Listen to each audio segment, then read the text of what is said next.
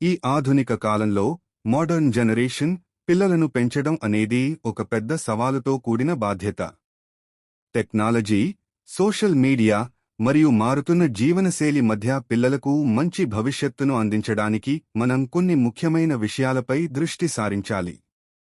మీ పిల్లలకి ఒక ఉన్నతమైన జీవితాన్ని అందించడానికి ఈ క్రింది సూచనలు పాటించండి. 1. విలువలపై పునాది, ఫౌండేషన్ ఆఫ్ వాల్యూస్. ఆస్తిపాస్తుల కంటే పిల్లలకు మనమిచ్చే అతిపెద్ద సంపద సంస్కారం. క్రమశిక్షణ, చిన్నతనం నుండే సమయపాలన, పెద్దలను గౌరవించడం నేర్పండి. కృతజ్ఞత, గ్రాటిట్యూడ్ ఉన్నదానితో తృప్తి చెందడం, ఇతరులకు సహాయం చేయడం నేర్పాలి. నైతికత, నిజాయితీగా ఉండటం వల్ల కలిగే ప్రయోజనాలను కథల రూపంలో చెప్పండి. టెక్నాలజీతో సమతుల్యత, డిజిటల్ బ్యాలెన్స్. నేటి కాలంలో గ్యాడ్జెట్స్ను పూర్తిగా దూరం చేయలేము, కానీ వాటిని నియంత్రించవచ్చు. స్క్రీన్ టైం, ఫోన్ లేదా టీవీ చూసే సమయాన్ని పరిమితం చేయండి. సైబర్ భద్రత, ఇంటర్నెట్లో ఏది మంచి, ఏది చెడు అనే అవగాహన కల్పించండి. డిజిటల్ డిటాక్స్, రోజులో కొంత సమయం ఫోన్లు పక్కన పెట్టి కుటుంబంతో గడపాలి. మానసిక దృఢత్వం, ఎమోషనల్ ఇంటెలిజెన్స్. పిల్లలకు కేవలం మార్కులు వస్తే సరిపోదు, ఓటమిని తట్టుకునే శక్తి ఉండాలి. ఓటమిని స్వీకరించడం, ప్రతిసారీ గెలవాల్సిన అవసరం లేదని, ఓటమి నుంచి పాఠాలు నేర్చుకోవాలని చెప్పండి. భావ వ్యక్తీకరణ, వారు తమ మనసులోని మాటలను మీతో భయం లేకుండా పంచుకునే స్వేచ్ఛను ఇవ్వండి. ప్రేమ భరోసా, నువ్వు ఎలా ఉన్నా మేము నిన్ను ప్రేమిస్తాం అనే ధైర్యాన్ని ఇవ్వండి. శారీరక ఆరోగ్యం, ఫిజికల్ హెల్త్. ఆరోగ్యమే మహాభాగ్యం. చిన్నప్పటి అలవాట్లే భవిష్యత్తును నిర్ణయిస్తాయి. ఆటలు, ప్రతిరోజూ కనీసం గంటసేపు బయట ఆడుకునేలా ప్రోత్సహించండి. ఆహారం, జంక్ ఫుడ్ను తగ్గించి పౌష్టికాహారం ప్రాముఖ్యతను వివరించండి. నిద్ర, సరైన సమయానికి నిద్రపోయే అలవాటు చేయండి. ఆర్థిక అవగాహన, ఫైనాన్షియల్ లిటరసీ. డబ్బు విలువ తెలియకపోతే భవిష్యత్తులో ఇబ్బందులు ఎదురవుతాయి. పొదుపు, చిన్న పిగ్గీ బ్యాంక్ కొనిచ్చి డబ్బు దాచుకోవడం నేర్పండి. అవసరం వర్సెస్ కోరిక, ఏది అవసరమో, ఏది కేవలం సరదా కోసమో తేడాను వివరించండి. 6. నైపుణ్యాల అభివృద్ధి, స్కిల్ డెవలప్మెంట్. చదువుతో పాటు ఏదో ఒక కళ లేదా నైపుణ్యం ఉండాలి. పిల్లల ఆసక్తిని గమనించి సంగీతం, పెయింటింగ్, స్పోర్ట్స్ లేదా కోడింగ్ వంటి వాటిలో ప్రోత్సహించండి. సమస్యలను పరిష్కరించే తత్వాన్ని, ప్రాబ్లమ్ సాల్వింగ్, పెంచండి. ముఖ్యమైన విషయం, మీరే వారి రోల్ మోడల్. మీరు ఫోన్ చూస్తూ వారిని చూడవద్దు అంటే వారు వినరు. మీరు పుస్తకం చదివితే వారు కూడా అదే అనుకరిస్తారు. పిల్లలు మీరు చెప్పేది వినడం కంటే మీరు చేసేది చూసి ఎక్కువ నేర్చుకుంటారు. చిన్న పిల్లల కోసం 5 నుంచి 10 ఏళ్లు పునాది వేసే సమయం. ఈ వయస్సులో పిల్లలు చాలా ఉత్సాహంగా ఉంటారు. వారిలోని సృజనాత్మకతను వెలికితీయాలి. కథలు చెప్పడం, స్టోరీటెల్లింగ్ కేవలం వినడమే కాకుండా ఒక కథను సగం చెప్పి మిగిలిన భాగాన్ని వారిని ఊహించి చెప్పమనండి. దీనివల్ల వారి ఊహాశక్తి, ఇమాజినేషన్ పెరుగుతుంది. ప్రకృతితో అనుబంధం, ఇంట్లో చిన్న మొక్కలు నాటడం, వాటికి రోజూ నీళ్లు పోయడం వంటివి నేర్పండి. దీనివల్ల వారికి బాధ్యత, రెస్పాన్సిబిలిటీ తెలుస్తుంది. పజిల్స్ మరియు బోర్డ్ గేమ్స్. సుడోకు, చెస్ లేదా మెమరీ గేమ్స్ ఆడించడం వల్ల వారి మెదడు చురుగ్గా మారుతుంది. కౌమార దశ పిల్లల కోసం 11 నుంచి 15 వరకు ఏళ్లు అవగాహన పెంచే సమయం. ఈ వయస్సులో పిల్లలు స్వతంత్రంగా ఉండాలని కోరుకుంటారు. వంట మరియు ఇంటి పనులు, చిన్న చిన్న వంటలు చేయడం లేదా వారి గదిని వారే సర్దుకోవడం నేర్పండి. ఇది వారిని స్వయం సమృద్ధి, సెల్ఫ్ రిలయన్స్ వైపు నడిపిస్తుంది. బడ్జెట్ ప్లానింగ్, నెలకు సరిపడా సరుకుల జాబితా తయారు చేయమనండి లేదా ఒక నిర్ణీత మొత్తాన్ని ఇచ్చి దానితో ప్లాన్ చేయమనండి. దీనివల్ల డబ్బు విలువ తెలుస్తుంది. వ్యాపకం, హాబీస్. పెయింటింగ్, మ్యూజిక్, డాన్స్ లేదా కోడింగ్ వంటి నైపుణ్యాలను నేర్చుకునేలా ప్రోత్సహించండి. ఇది వారిని స్క్రీన్, ఫోన్ నుంచి దూరంగా ఉంచుతుంది. టీనేజర్స్ కోసం 16 ఏళ్లు భవిష్యత్తుకు సిద్ధం చేసే సమయం. వీరికి నిర్ణయాధికారం మరియు సమాజం పట్ల అవగాహన అవసరం. సేవా కార్యక్రమాలు, వాలంటీరింగ్ వీలైనప్పుడు ఏదైనా స్వచ్ఛంద సంస్థలో లేదా సమాజ సేవలో పాల్గొనేలా చూడండి. ఇది వారిలో సానుభూతి, ఎంపతి పెంచుతుంది. వార్తా విశ్లేషణ, రోజువారీ వార్తలను చదివి దానిపై చర్చించండి. దీనివల్ల వారికి సామాజిక స్పృహ కలుగుతుంది. శారీరక శ్రమ, ఫిట్నెస్, యోగా, జిమ్ లేదా ఏదైనా స్పోర్ట్స్ అలవాటు చేయండి. ఇది వారి మానసిక ఒత్తిడిని తగ్గిస్తుంది. ముఖ్యమైన చిట్కాలు: డిజిటల్ ఫాస్టింగ్, వారానికి ఒక పూట లేదా నెలలో ఒక రోజు ఇంట్లో అందరూ ఫోన్లు ఆపేసి కేవలం ఒకరితో ఒకరు మాట్లాడుకోవడం, పాత ఫోటోలు చూడటం వంటివి చేయండి. ధ్యానం, మెడిటేషన్, రోజుకు కనీసం 10 నిమిషాలు పిల్లలతో కలిసి ధ్యానం చేయడం వల్ల వారి ఏకాగ్రత పెరుగుతుంది. పిల్లలకు ఆధునిక కాలంలో ఆధ్యాత్మిక జీవితాన్ని, స్పిరిచువల్ లైఫ్ పరిచయం చేయడం అంటే కేవలం పూజలు, పునస్కారాలు మాత్రమే కాదు. అది వారి అంతరాత్మను అర్థం చేసుకోవడం, క్రమశిక్షణను అలవాటు చేసుకోవడం మరియు మానసిక ప్రశాంతతను పొందడం. మన సనాతన ధర్మం మరియు ఆధ్యాత్మికతను పిల్లలకు ఈ క్రింది విధంగా అందించవచ్చు. 1. నిత్య కృత్యాలు, డైలీ రిచువల్స్. ఆధ్యాత్మికతను ఒక అలవాటుగా మార్చాలి. దీపారాధన, సాయంత్రం వేళ దీపం వెలిగించి శుభం కరోతి కళ్యాణం వంటి శ్లోకాలు నేర్పండి. ఇది వారిలో సానుకూల శక్తిని, పాజిటివ్ ఎనర్జీ నింపుతుంది. కృతజ్ఞత, భోజనం చేసే ముందు అన్నదాతకు, భగవంతుడికి కృతజ్ఞతలు చెప్పుకోవడం నేర్పండి. మౌనం, సైలెన్స్, రోజుకు కనీసం 5 నుంచి 10 నిమిషాలు నిశ్శబ్దంగా కూర్చోవడం అలవాటు చేయండి. ఇది వారి ఏకాగ్రతను, కాన్సంట్రేషన్ పెంచుతుంది. Create image this prompt scene by scene with text explain 16:9 size in one collage. పురాణ గాథలు, విలువల పాఠాలు, వాల్యూ బేస్డ్ స్టోరీస్. పిల్లలకు రామాయణ, మహాభారత గాథలను కేవలం కథలుగా కాకుండా వాటి వెనుక ఉన్న జీవన సత్యాన్ని వివరించండి. ధర్మం, శ్రీరాముడి పితృవాక్య పరిపాలన ద్వారా బాధ్యత గురించి చెప్పండి.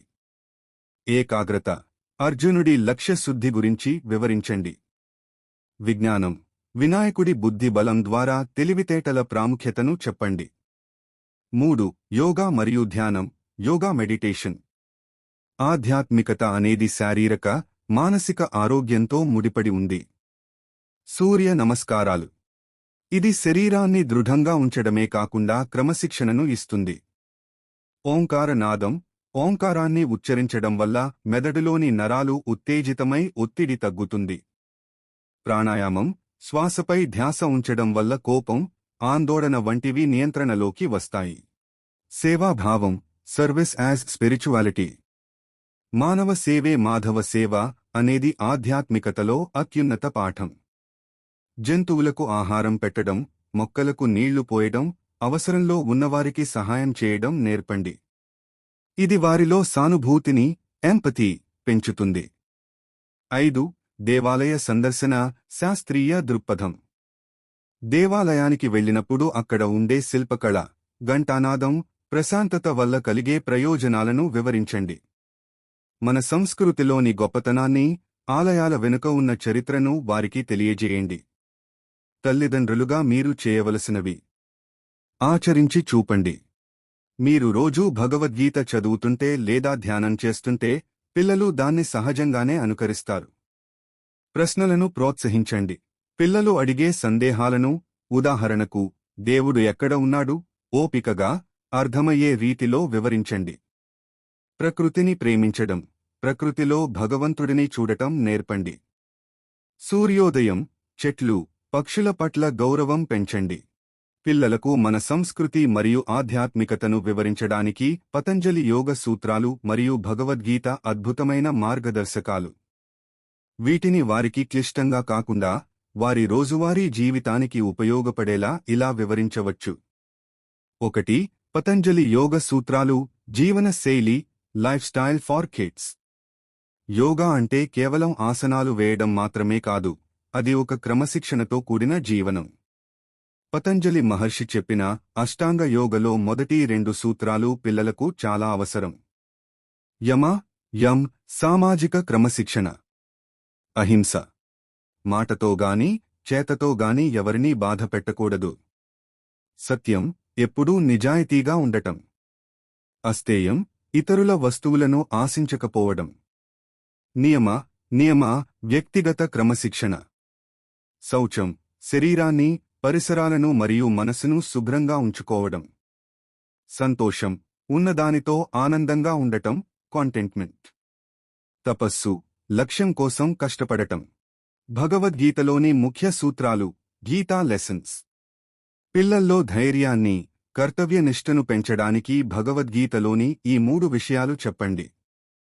కర్మణ్యేవాధికారస్తే, డ్యూటీ ఫస్ట్. నువ్వు ఫలితం గురించి ఆలోచించకుండా నీ పని, చదువు లేదా ఆట మీద దృష్టి పెట్టు.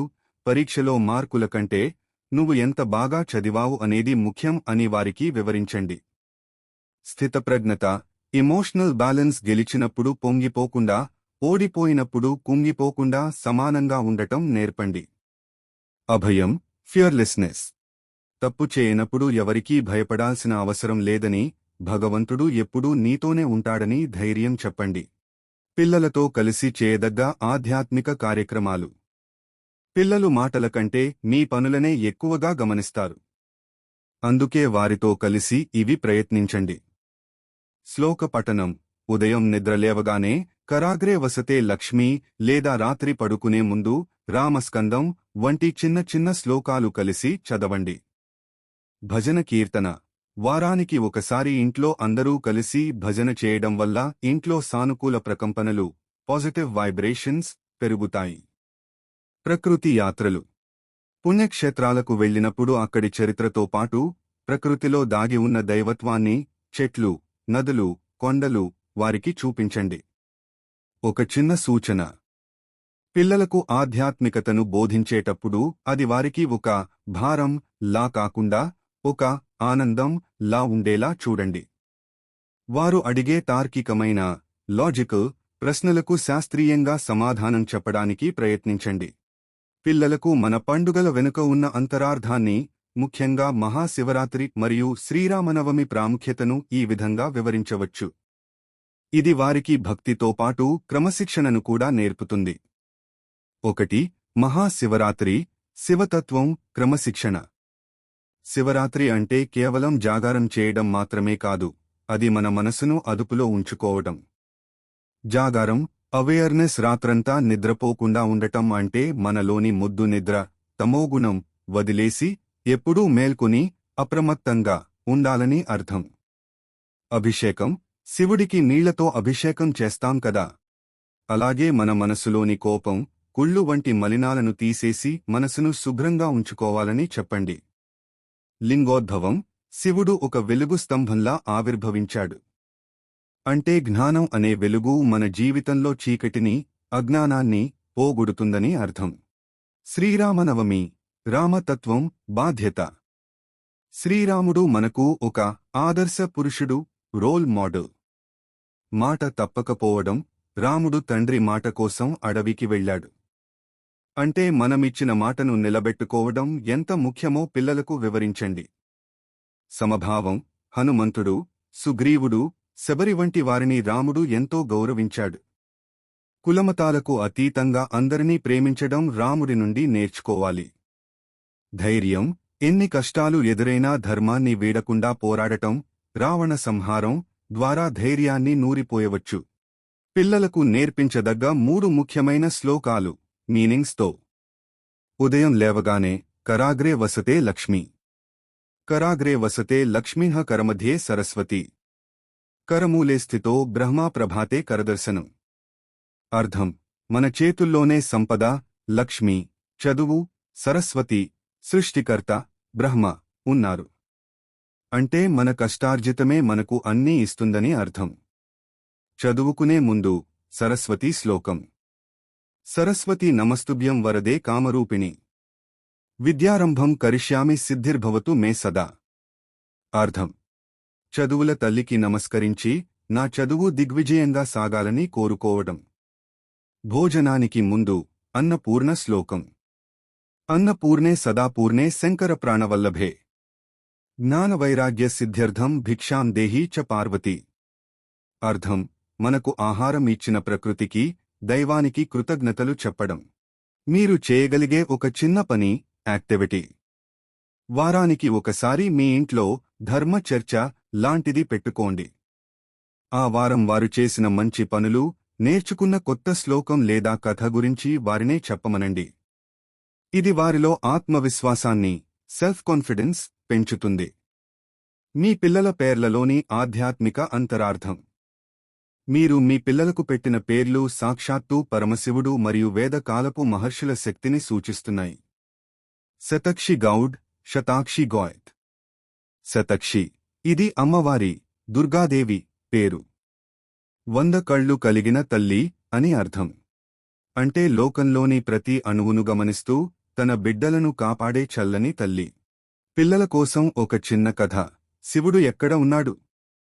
ఒకసారి ఒక చిన్న పిల్లవాడు తన తండ్రిని అడిగాడు, నాన్నా, శివుడు కైలాసంలో ఉంటాడు కదా, మరి మనకు ఎలా కనిపిస్తాడు అని. దానికి తండ్రి ఒక చిన్న ప్రయోగం చేసి చూపించాడు. తండ్రి ఒక గ్లాసు పాలు తెచ్చి అందులో కొంచెం వెన్న కలిపి చూపించి, ఇందులో వెన్న ఎక్కడ ఉంది అని అడిగాడు. బాబూ, అంతటా ఉంది నాన్నా అన్నాడు. తండ్రి చెప్పాడు, నాయనా, పాలలో వెన్న ఎలాగైతే అంతటా కలిసిపోయి ఉందో, ఈ ప్రపంచంలో పరమశివుడు కూడా అలాగే ఉన్నాడు. నువ్వు మొక్కకు నీళ్లు పోస్తే ఆ మొక్కలో శివుడు ఉన్నాడు. నువ్వు నీ స్నేహితుడికి సహాయం చేస్తే ఆ సహాయంలో శివుడు ఉన్నాడు. నువ్వు క్రమశిక్షణతో చదువుకుంటే ఆ జ్ఞానంలో శివుడు ఉన్నాడు. నీతి. శివుడు కేవలం గుడిలోనే కాదు, మన మంచి పనుల్లో, మన క్రమశిక్షణలో ఉంటాడు. పిల్లల కోసం ఒక చిన్న కథ. శివుడు ఎక్కడ ఉన్నాడు? ఒకసారి ఒక చిన్న పిల్లవాడు తన తండ్రిని అడిగాడు, నాన్నా, శివుడు కైలాసంలో ఉంటాడు కదా, మరి మనకు ఎలా కనిపిస్తాడు అని. దానికి తండ్రి ఒక చిన్న ప్రయోగం చేసి చూపించాడు. తండ్రి ఒక గ్లాసు పాలు తెచ్చి అందులో కొంచెం వెన్న కలిపి చూపించి, ఇందులో వెన్న ఎక్కడ ఉంది అని అడిగాడు. బాబూ, అంతటా ఉంది నాన్నా అన్నాడు. తండ్రి చెప్పాడు, నాయనా, పాలలో వెన్న ఎలాగైతే అంతటా కలిసిపోయి ఉందో, ఈ ప్రపంచంలో పరమశివుడు కూడా అలాగే ఉన్నాడు. నువ్వు మొక్కకు నీళ్లు పోస్తే ఆ మొక్కలో శివుడు ఉన్నాడు. నువ్వు నీ స్నేహితుడికి సహాయం చేస్తే ఆ సహాయంలో శివుడు ఉన్నాడు. నువ్వు క్రమశిక్షణతో చదువుకుంటే ఆ జ్ఞానంలో శివుడు ఉన్నాడు. నీతి. శివుడు కేవలం గుడిలోనే కాదు, మన మంచి పనుల్లో, మన క్రమశిక్షణలో ఉంటాడు. దుర్గాతత్వం అంటే కేవలం ఒక శక్తి రూపం మాత్రమే కాదు, అది స్త్రీ శక్తికి, రక్షణకు మరియు అంతర్గత పరివర్తనకు నిదర్శనం. పిల్లలకు దుర్గాతత్వాన్ని అర్థమయ్యేలా చెప్పడం వల్ల వారిలో ఆత్మవిశ్వాసం, ధైర్యం పెరుగుతాయి. పిల్లలకు వివరించాల్సిన దుర్గా తత్వంలోని ముఖ్య అంశాలు ఇక్కడ ఉన్నాయి. 1. దుర్గా అంటే అర్థం. The meaning of Durga. Durga అంటే దాటశక్యం కాని కోట అని అర్థం. అంటే ఏ కష్టమైనా, ఆపదైనా మనల్ని తాకకుండా కాపాడే రక్షణ కవచం ఆమె. పిల్లలకు చెప్పాల్సింది. నువ్వు భయపడినప్పుడు లేదా కష్టంలో ఉన్నప్పుడు నీలో ఉండే ధైర్యమే దుర్గాదేవి. ఆమె నిన్ను ఎప్పుడూ ఒక కోటలా కాపాడుతుంది. 2. శక్తి స్వరూపిణి. The power of balance. Durgadevi ఒక్కరే కాదు, ఆమెలో 3 అమ్మవార్లు ఉన్నారు. మహాకాళి, చెడును అంతం చేసే శక్తి, ధైర్యం. మహాలక్ష్మి, సంపద మరియు సృజనాత్మకత, అభివృద్ధి. మహాసరస్వతి, జ్ఞానం మరియు తెలివితేటలు, చదువు. పాఠం. జీవితంలో గెలవాలంటే శక్తి, సంపద, జ్ఞానం ఈ 3 సమానంగా ఉండాలని దుర్గా తత్వం చెబుతుంది. 3. Mahishasura Mardini. Victory over weakness. మహిషాసురుడు అనే రాక్షసుడు మన బయట ఎక్కడో లేడు, అది మన లోపలే ఉన్నాడు. మహిషాసురుడు అంటే మనలోని సోమరితనం, కోపం, అబద్ధం చెప్పే అలవాటు. మర్దిని, మనలోని ఆ చెడు గుణాలను మనమే జ్ఞానంతో, పట్టుదలతో ఓడించడమే దుర్గాతత్వం. 4. శతక్షి తత్వం. The vision of care. మీ అమ్మాయి పేరు శతక్షి కదా. దీని వెనుక ఒక గొప్ప గాథ ఉంది. లోకం కరువు కాటకాలతో అలమటిస్తున్నప్పుడు అమ్మవారు 100 కళ్లతో, శతాక్షి, ప్రజల కష్టాలను చూసి కన్నీరు కార్చిందట. ఆ కన్నీరే నదులుగా మారి లోకాన్ని రక్షించాయి. నేర్పించాల్సిన విలువ. ఇతరుల కష్టాన్ని చూసి స్పందించే కరుణ, కంపాషన్ కలిగి ఉండటమే అసలైన ఆధ్యాత్మికత. విష్ణుతత్వం అంటే ఈ అనంతమైన విశ్వాన్ని నడిపించే స్థితి, కారక శక్తి.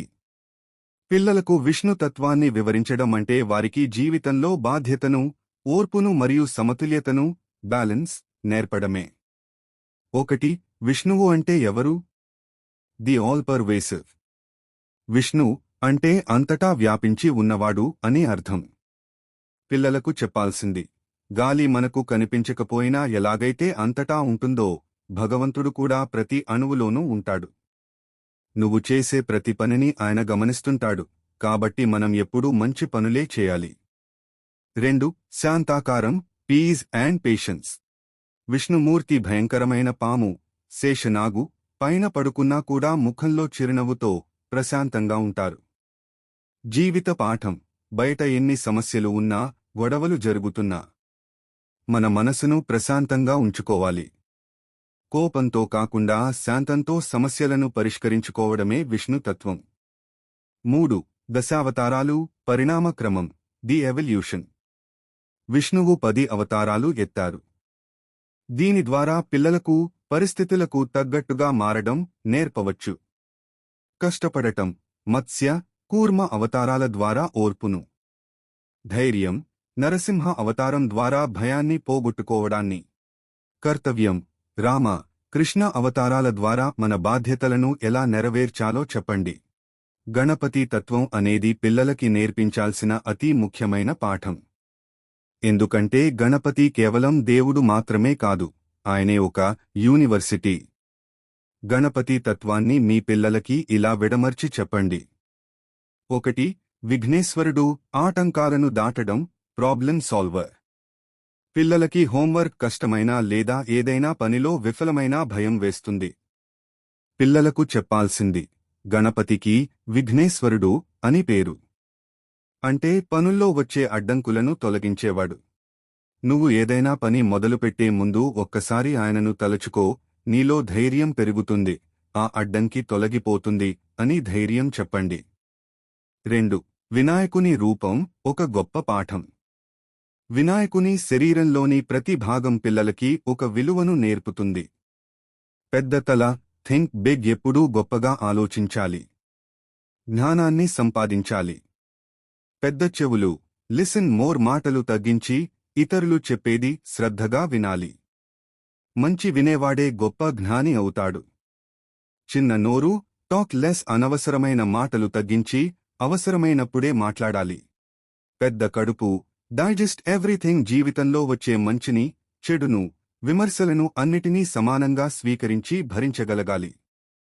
చిన్న కళ్ళు, ఫోకస్, లక్ష్యంపై గురి తప్పకుండా ఏకాగ్రతతో ఉండాలి.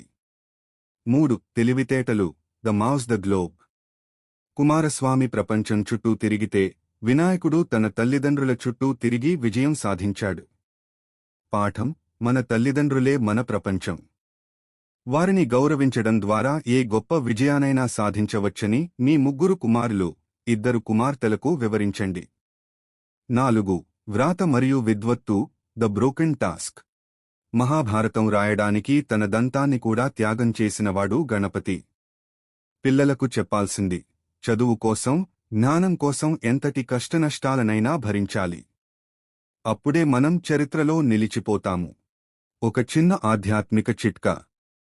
పిల్లలతో కలిసి ప్రతిరోజూ శుక్లాంబరధరం శ్లోకం చదివించండి. ఇది కేవలం ఒక ప్రార్థన మాత్రమే కాదు, ఇది ఒక పాజిటివ్ అఫర్మేషన్. ఏదైనా పని మొదలుపెట్టే ముందు ఇది చదివితే వారిలో ఆత్మవిశ్వాసం, సెల్ఫ్ కాన్ఫిడెన్స్ రెట్టింపు అవుతుంది. ఒక చిన్న ఆధ్యాత్మిక చిట్కా. పిల్లలతో కలిసి ప్రతిరోజూ శుక్లాంబరధరం శ్లోకం చదివించండి. ఇది కేవలం ఒక ప్రార్థన మాత్రమే కాదు, ఇది ఒక పాజిటివ్ అఫర్మేషన్. ఏదైనా పని మొదలుపెట్టే ముందు ఇది చదివితే వారిలో ఆత్మవిశ్వాసం, సెల్ఫ్ కాన్ఫిడెన్స్ రెట్టింపు అవుతుంది.